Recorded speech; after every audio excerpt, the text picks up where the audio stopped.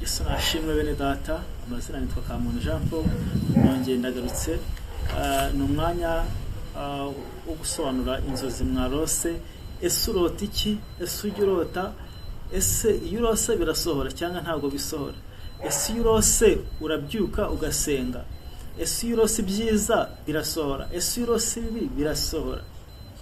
Ni umwanya wo kuganira muri uyu mwanya. Uyu munsi nabateguriye inzozi zerekeye mu kurota utwaye imodoka. Inzozi zose zerekeye mu kurota utwaye imodoka.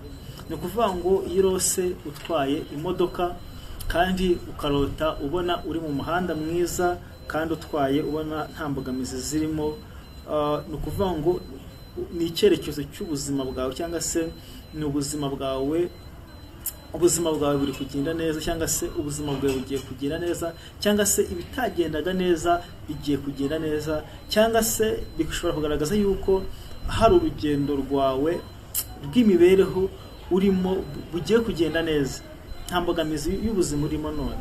Cyangwa se bishoboka ko none waba uri mu buzima bubi ariko Imana ishaka kugwishurira yuko ugiye kugenda urugendo rwiza, ubuzima bwawe bugiye kugenda neza, icyerekezo cy'ubuzima bwawe kigiye kugenda neza, imibereho yawe, iterambere ryawe rigiye kugenda neza.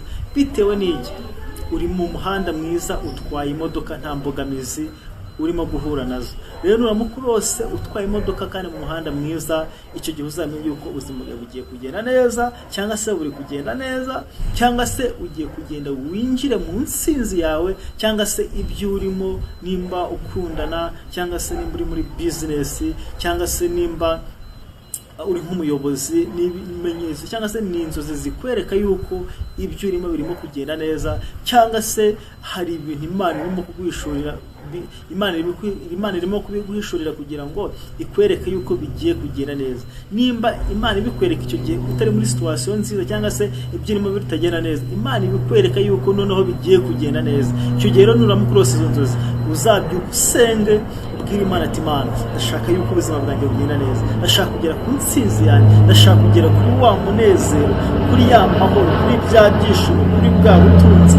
Kuvuga ngo igihe warose izo nzozi, ubuzima bwawe buba bugiye kugenda neza. Nurangiza cyangwa se numara kwisorota, upfuka musenge cyane, icyo gihe Imana izazisohoza. Imana ishimwe cyane. Nuramuka nanone urose ubona utwaye, ariko hari abantu bajya barota batwaye ariko ugasanga nka direction cyangwa se vola ugasanga arayibuze, cyangwa se ajya guteramo amavitensi ugasanga arayabuze, ugasanga arahagaze, cyangwa se ukabona yaratwaye nk'imodoka ariko ihinduka moto, cyangwa se ihinduka igare. Icyo gihe nuramuka urose izo nzozi, uzabyuka usenge cyane, kuko ni ukuvuga ngo icyerekezo wari urimo ugendamo cy'ubuzima, cyangwa se ibyo wari urimo none, ni ukuvuga ngo ntabwo bigikomeje, birangiriye aho ngaho. Icyerekezo cy'ibyo wari urimo kirarangiye, inzira zawe wari urimo zirarangiye, ibyo watekereza gukora ntabwo bizarenga aho ngaho. Ni ukuvuga ngo nimba watekereza no gutangira business, utangira umushinga wo gukora, ukabona wari urimo gutwara ukabona birarangiye, ukabona n'ibyo wari utwaye ukabona ntugeze iyo ugiye, imodoka ihinduka moto. Icyo gihe uzasenga cyane, bibaye byiza nakugira inama yo gusenga nk'amasengesho y'iminsi 2 cyangwa se amasengesho y'umunsi umwe, kuko Imana ibigwishuriye yuko urwo rugendo rwawe harimo inzitizi nyinshi cyane. No kuvuga ngo ntabwo Imana ibikwereka yuko nta hantu bizagera, kubera yuko nta gahunda bifite ibyo urimo gukora, nta cyerekezo cyabyo, nta gahunda. Rero hari igihe usenga Imana ikaguha andi mahirwe ya kabiri, ikakwereka noneho utwaye neza, cyangwa se Imana ikanabikora itanabikweretse mu nzozi nanone bwa kabiri. Nusenga rero urimo utwara ukabona ntabwo urugendo rwawe rukomeje, uzabyuke usenge Imana, ubwire Imana ati Imana, ndashaka kugera ku nsinzi yanjye, nshaka ubuzima bwanjye bugenda neza, nshaka yuko nta mbogamizi mpura nazo mu buzima cyangwa se muri business.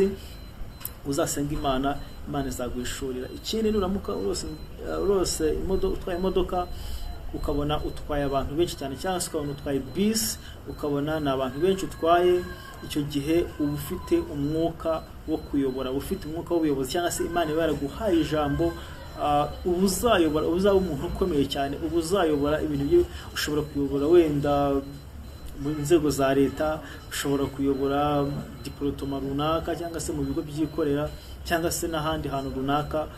Icyo gihe cyangwa se no mu matorero, icyo gihe uba ufite umwuka w'ubuyobozi muri wowe ukugendaho. Icyo gihe rero uzabyuke usenga Imana, uvuga ati Imana, abo uzampa kuyobora uzampa ubwenge, uzampe kuyobora neza kandi uzasohoze izi nzozi kugira ngo zigerweho. Imana ishimwe cyane. Ikindi nuramuka urose utwaye ariko ukabona urimo gutwara mu binogo, ukabona birimo kwanga, icyo gihe ni inzitizi mu buzima bwawe, ni inzitizi mu rugendo rwawe. Icyo gihe rero uzabyuka usenga Imana, kuko biragoye cyane. Uzabyuka usenga Imana cyangwa se ufate mu masengesho usenge, kuko mu rugendo rwawe hazaba harimo inzitizi nyinshi cyane. Biragusaba rero kuzabisengera, kuko hari igihe ukabona urimo kugenda mu binogo, ukabona birimo kwanga, ukabona ugahagarara, ukabona mbega byanze. Hari igihe haba ari n'abarozi bakurwanya, cyangwa se abantu batakwifuriza ibyiza, cyangwa se mu kazi bakurwanya, cyangwa se mu buzima bwawe bwa buri munsi uhura n'ibigeragezo bigiye bitandukanye. Icyo gihe rero uzasenga Imana, kuko Imana ibiguhishurira yuko ugomba gusenga. Ikindi nuramuka urose imodoka, ukabona ni imodoka nziza, ukabona ni imodoka nshyashya, ni ukuvuga ngo Imana ibikwereka, utanayirimo utanayitwaye, Imana ibikwereka yuko hari ubuzima bwiza bugiye kuza mu buzima bwawe, cyangwa se ubuzima bwawe bugiye kugenda neza kuko warose icyo kinyabiziga. Ikindi nuramuka urose imodoka, ukabona ni imodoka isa nabi cyane, ukabona imodoka irasa nabi cyane, uzasenge cyane, kuko ubuzima bwawe nyine nta shusho. Nubwo aba ari imibereho ugenda unyuramo igiye itandukanye, ariko nta shusho. Niyo wakora business imeze gute, abantu bavuga ati uyu muntu ntagasobanutse, cyangwa se uyu muntu wenda n'amafaranga afite yavanye kuzimu, cyangwa se nimba uri n'umuyobozi ukabona imodoka yawe nyine ya bisi wenda wari utwaye abantu ukabona irasa nabi n'iki, uzamenye yuko nubwo waba ufite ubwo izo nshingano zo kuyobora, ariko bazaba bagukemanga mu miyoborere yawe, mu byo ukora mu rugendo rwawe, abantu bazaba bagukemanga, ndetse nawe ntabwo uzaba ubikora neza. Hari abo uzajya ugenda ubangamira muri ubwo buzima, cyangwa se muri ibyo ngibyo uzajya ubukora. Imana ishimwe cyane. Ikindi nuramuka urose utwaye imodoka, cyangwa se uri mu modoka, ukabona ikoze agisida, ariko ntacyo ubaye, ntabwo bivuza yuko uzakora agisida ejo cyangwa se ejo bundi. Cyakora ushaka kuba warateganyije urugendo, ariko ukabona urimo kujya aho hantu wateganyije, kandi ukabona ukoze agisida urimo kujya aho hantu. Imana ibiguhishurira yuko urwo rugendo rwawe rurimo agisida, biragusaba gusenga. Ariko nimba urose ukabona nta n'urugendo uteganya, ukabona wakoze agisida, ni ukuvuga ngo mu buzima bwawe, cyangwa se mu rugendo rwawe, cyangwa se nako mu byo ukora, mu byo utekereza gukora, mu byo ugambirira gukora, mu bitekerezo ariko utari wakora, cyangwa se mu byo ukora watangiye, ni ukuvuga ngo harimo inzitizi nyinshi cyane. Biragusaba gusenga Imana kugira ngo Imana ikwambike imbaraga, kugira ngo Imana ikureho izo nzitizi zose, hanyuma ukomeze urugendo rwawe rwa buri munsi. Murakoze cyane mwebwe badukurikira. Nimba hari izo barose zerekeye n'imodoka ntabashije kuvuga, mujye mubyandika muri komenti, nzajya ngaruka mbashe kubasobanurira. Murakoze cyane. Yesu aduhane umugisha. Ciao ciao, ndabakunda. Iyi ni Bohorwa Official TV.